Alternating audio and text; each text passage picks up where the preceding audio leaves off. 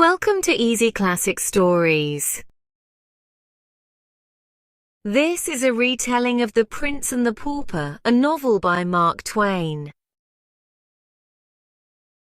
The Prince and the Pauper is a famous book by Mark Twain.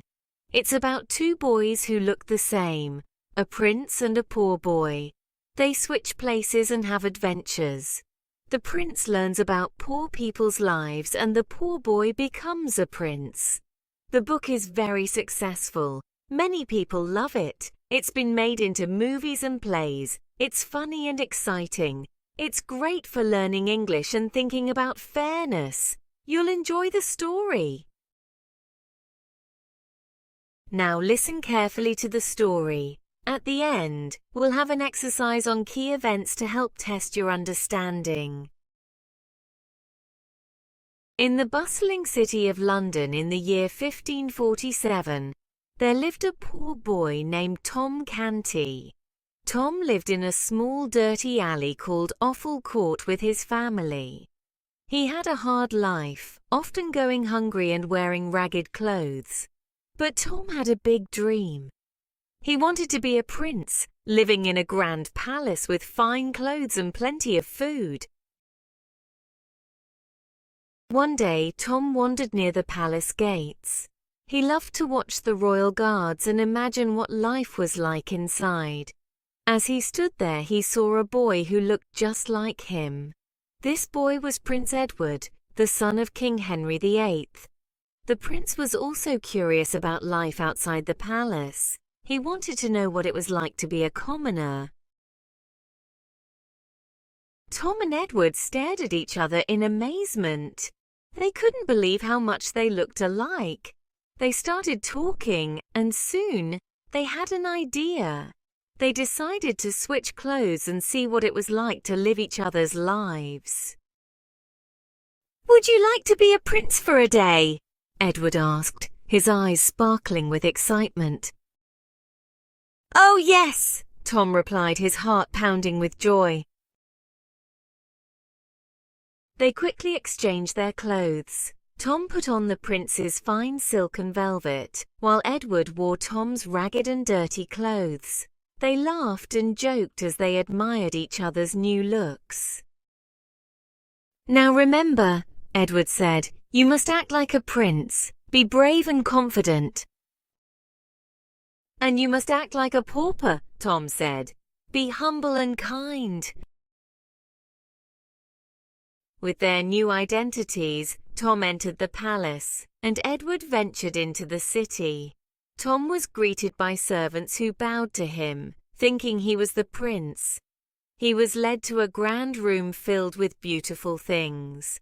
Meanwhile, Edward walked through the crowded streets, experiencing the hardships of a commoner's life. And so, their adventure began. Tom enjoyed the luxuries of the palace, while Edward faced the challenges of the streets. Little did they know, their simple game of switching places would lead to a series of extraordinary events. Tom Canty, now dressed as Prince Edward, found himself in a world he had only dreamed of. The palace was grand and beautiful, with high ceilings and shiny floors. Servants rushed to attend to him, bringing him delicious food and fine clothes. Tom couldn't believe his eyes. He felt like he was in a magical dream. But soon, Tom realized that being a prince was not as easy as he thought. He had to follow many rules and customs that he didn't understand.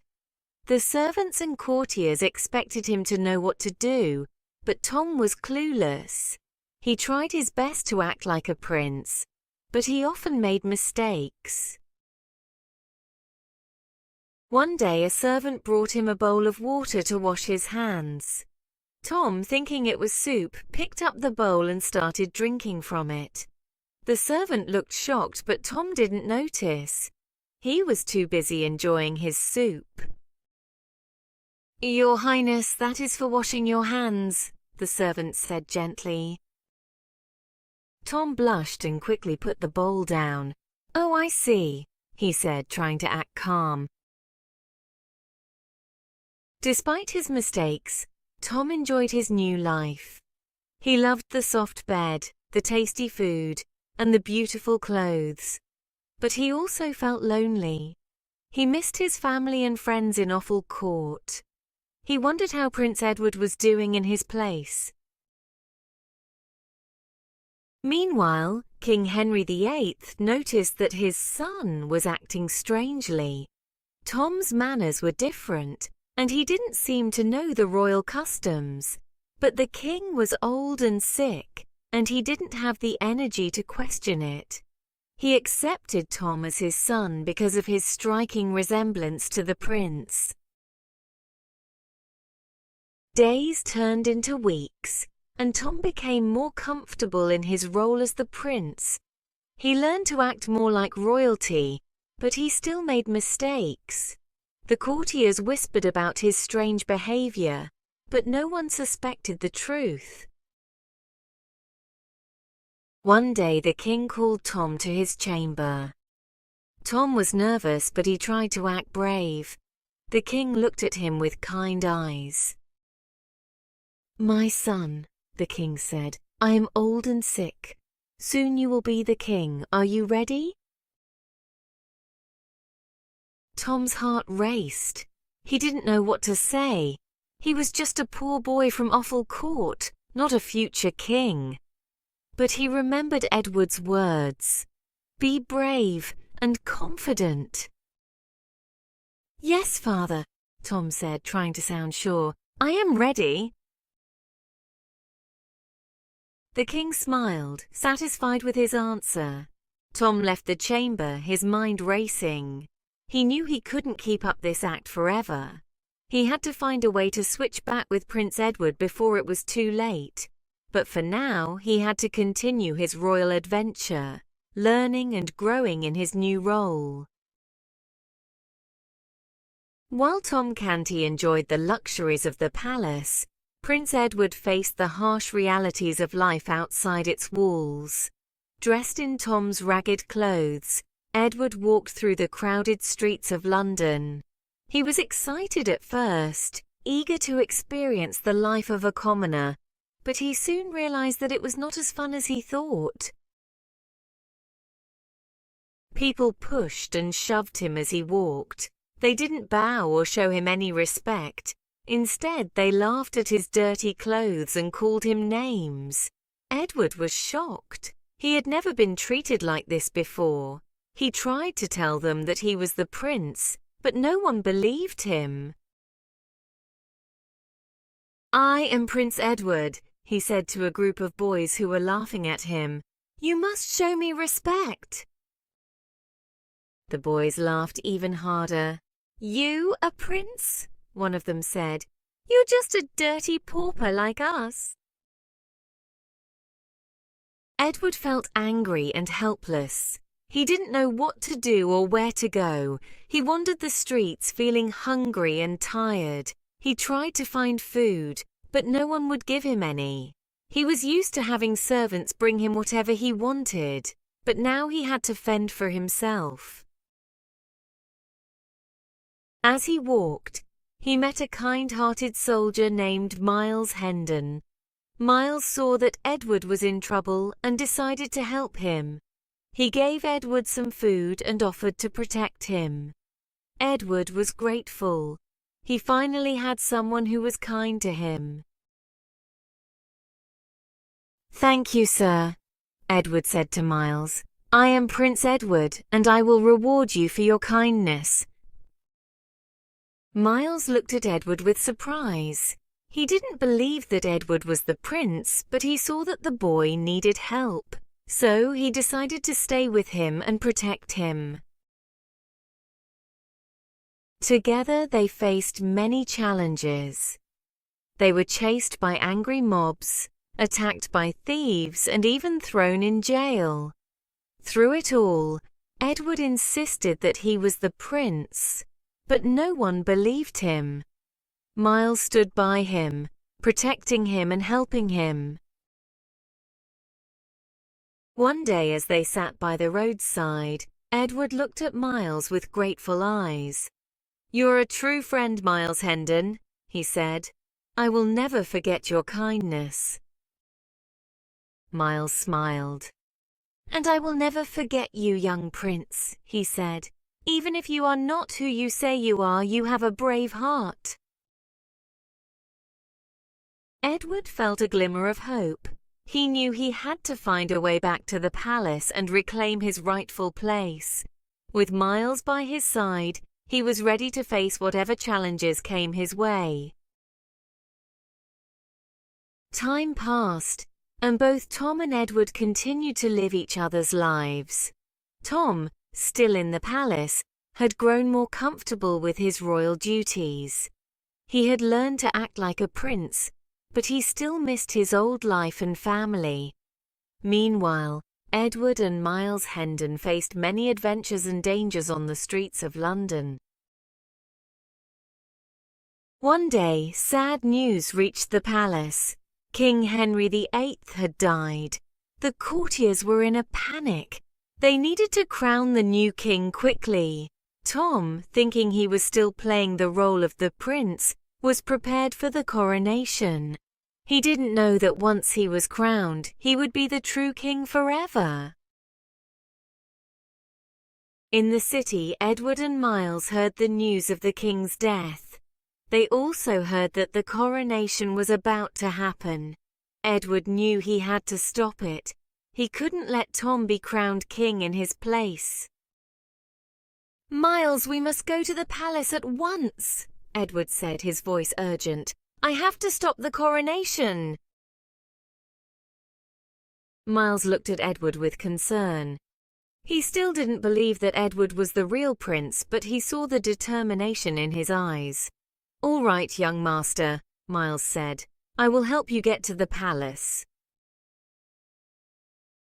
The journey to the palace was not easy. They faced many obstacles along the way. Guards tried to stop them, and angry mobs chased them. But Edward and Miles were determined. They fought their way through, never giving up. As they got closer to the palace, they could hear the cheers of the crowd. The coronation was about to begin. Edward's heart raced. He knew he had to act fast. "Hurry, Miles," Edward said, running as fast as he could. "We have to stop the coronation." Miles ran beside him, protecting him from the guards who tried to stop them. Finally, they reached the palace gates. The guards saw them and tried to block their way. "Let us pass," Edward demanded. "I am Prince Edward, and I must stop the coronation." The guards looked at Edward in surprise. They didn't know what to believe. But Edward's determined face and royal voice made them hesitate. Just then, a courtier came running out. "Let them pass," the courtier said. "The coronation must be stopped." With the courtier's help, Edward and Miles rushed into the palace. The coronation ceremony was about to begin. Tom, dressed in royal robes, stood nervously in front of the crowd. He saw Edward and Miles entering the hall, and his eyes widened in surprise.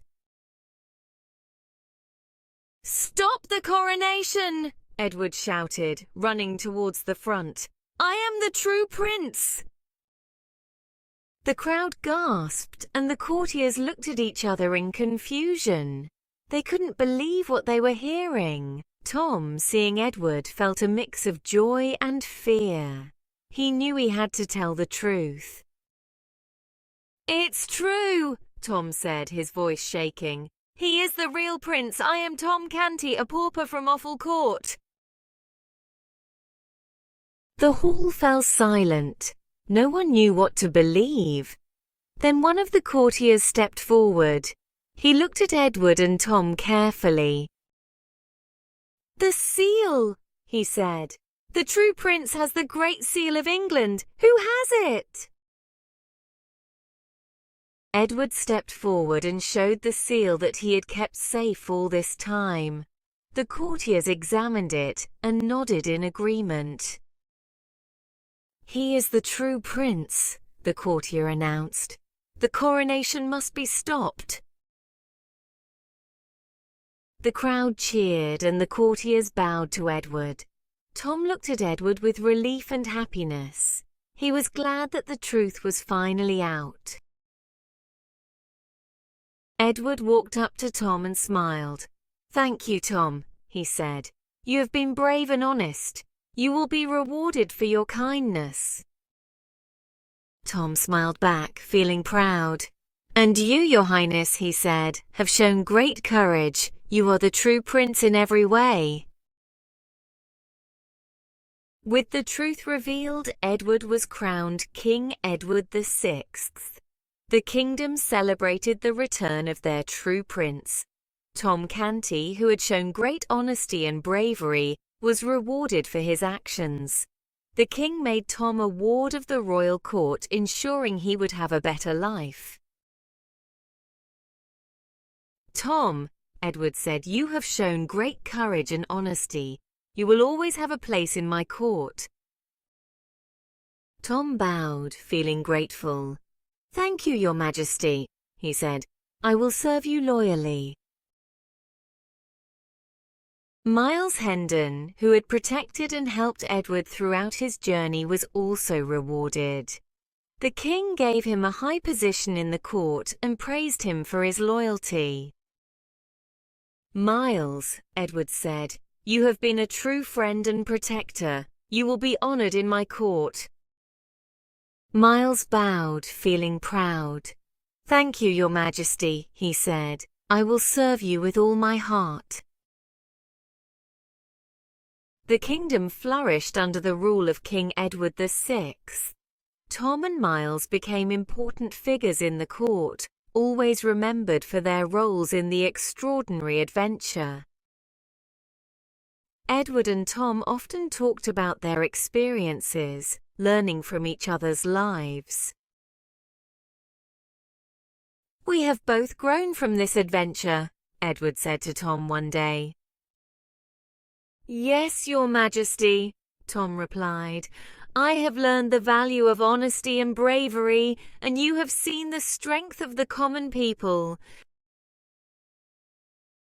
Together, they ruled with wisdom and kindness, making the kingdom a better place for all.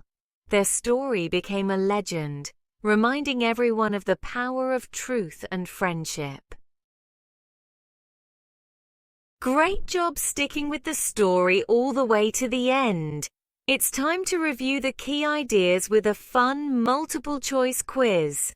You'll find the answers in the comments section. Take your time with the questions, and don't forget to leave a comment below to let us know if you enjoyed the story. Your feedback helps us improve. If you liked it, show your support by hitting the like button. It really makes our day. And don't forget to subscribe for more stories. Thank you so much for being with us.